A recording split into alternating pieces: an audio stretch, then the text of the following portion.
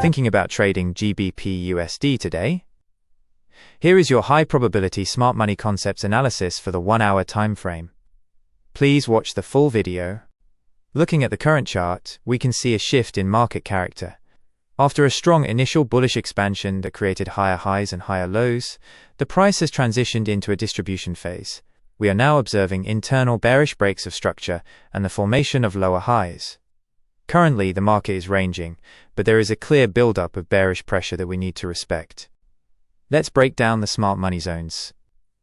For our supply zones, sell areas, the primary focus is the 1.3560 to 1.3580 region.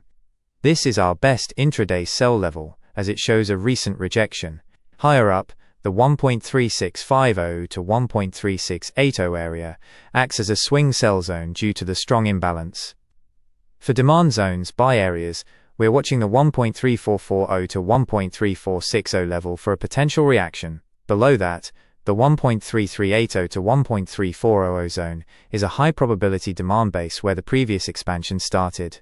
Right now, the price has been rejected from the 1.3560 supply and is gravitating toward the 1.3450 demand.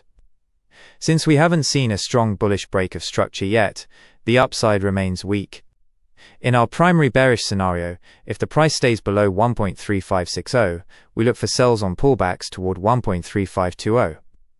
Our targets are 1.3480, 1.3450, and 1.3400, with a stop loss above 1.3590.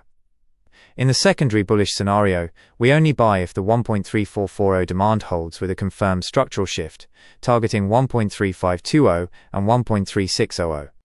Remember, the market is ranging, not trending strongly. Avoid trading in the middle of the range, where probability is low. Focus on selling from supply and buying only after a confirmed demand reaction. Our final bias is slightly bearish, sell the rallies.